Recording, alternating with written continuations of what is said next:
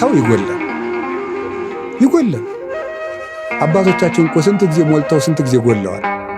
ትልልቆቹ ቅዱሳን የማይደፈሩት እነዚያ ተራሮች እንኳን ስንት ቀን ጎለው ነበር። ከዚያ በኋላ እግዚአብሔር ብሎ ለዚህ እኮ ነው ጻድቅ 7 ጊዜ ይወድቃል 7 ጊዜ ይነሳል የተባለ። ሰው ይጎላል፣ ሰው ይሞላል። ሸለቆ ነው ያለነው፣ ገና ተሞልተን አላለቅንም።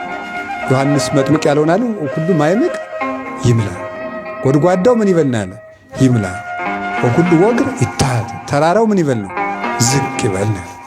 ተራራው ዝቅ ይበል፣ ጎድጓዳው ይምላ። ስለዚህ ሰው የሚጎል የሚሞላ ነው። ሰው የሰው ሸለቆ አለ፣ የሰው ተራራ አለው። የሰው ተራራ ትዕቢተኛው ነው፣ የሰው ሸለቆ ጎደሎ ነው። ጎለን እንገኛለን። ያ ሙሉነት የሚመጣው ግን ክርስቶስ ሲያድርብን ነው። እና አሁን በሸለቆ ውስጥ ነው ያለነው። እና ሲጀመር ጓደኝነት ስትመሰርቱ ደስታን አትጠብቁ።